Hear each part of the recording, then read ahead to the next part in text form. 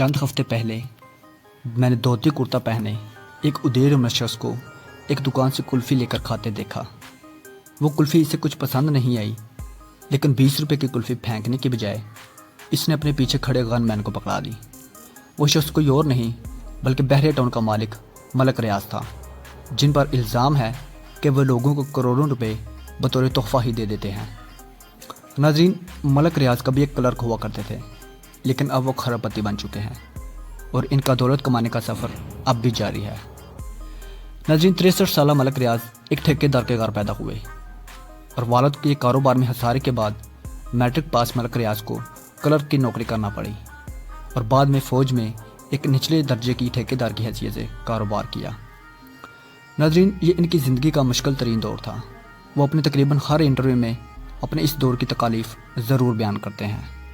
ان تکالیف میں بچے کے علاج کے لیے گھر کے برتن فروخت کرنا، خود کلئی یعنی سفیدیاں کرنا اور سڑکوں پر تار کو لگانا جیسے واقعات شامل ہیں۔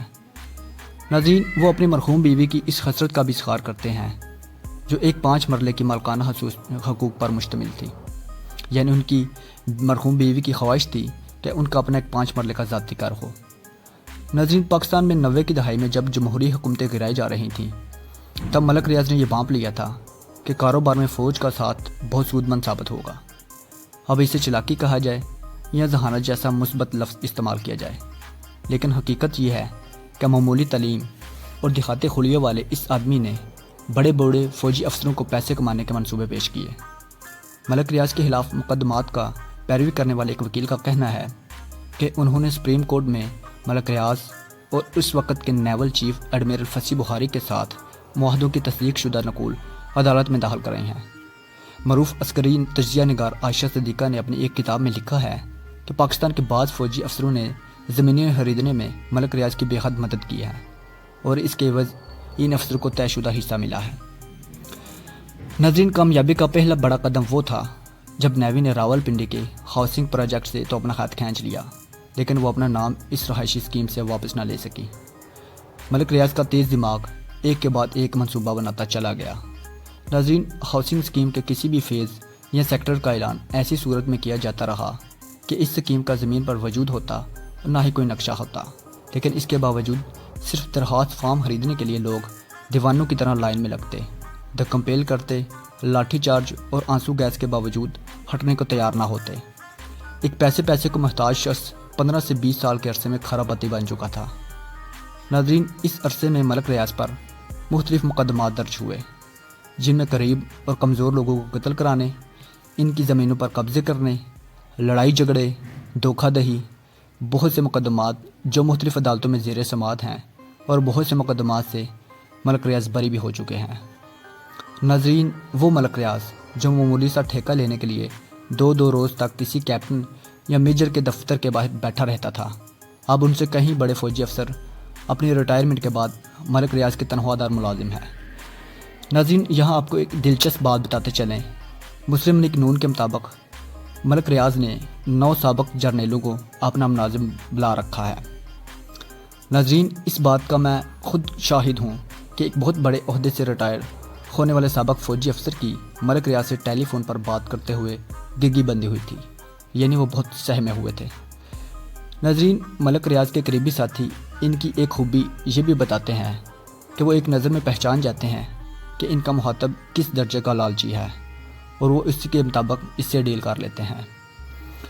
ناظرین، ملک ریاض ایک ایسی ہمہ گر شخصیت ہیں جن کے حیرت انگیز طور پر بیک وقت پاکستان کے موجودہ اور سابق اور مستقبل کے ممکنہ حکمرانوں کے ساتھ قریبی تعلقات ہیں۔ سن 99 میں ان پر نیب کے بے شمار مقدمات تھے، لیکن ایک وقت آیا کہ وہ مشرف کے دوست بن گئے اور صدر زرداری سے ان کی اسیری کے وقت میں کی گئی دوستی آج بھی ملک ریاض کے کام آ رہی ہے۔ چودھری برادران کا کوئی کام ہو یا تحریک انصاف کے جلسے کے فنڈ درکار ہوں، چلتی ہوا کا رخ پہچان جانے والے ملک ریاض پیچھے نہیں رہتے۔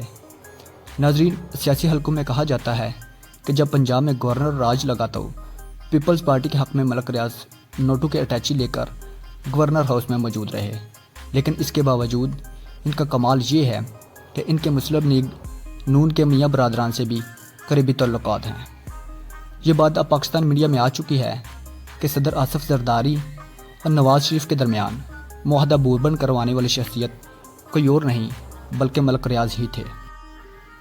ناظرین، اس میں بھی کوئی شک نہیں کہ ملک ریاض نے پاکستان کی مڈل کلاس کی ضروریات کو فوکس کیا اور ان کے لیے ایسی رہائشی اسکیمیں بنائیں جو دیگر کے مقابلے میں بہت اعلیٰ معیار کی اور نسبتاً سستی ہیں۔ وہ بے شمار لوگوں کی مالی امداد، غریبوں کے علاج معالجے کی سہولت فراہم کرتے ہیں۔ بہت سے غریب بچے ان کے تعلیمی اداروں میں مفت تعلیم حاصل کرتے ہیں۔ پاکستان کے مختلف شہروں میں لوگوں کو مفت کھانا کھلانے کے لیے بحریت دسترخواں لگائے جاتے ہیں، لیکن ان کے مخالف وکیل کا کہنا ہے کہ یہ سب حلوائی کی دکان پر نانا جی کی فاتحہ ہے۔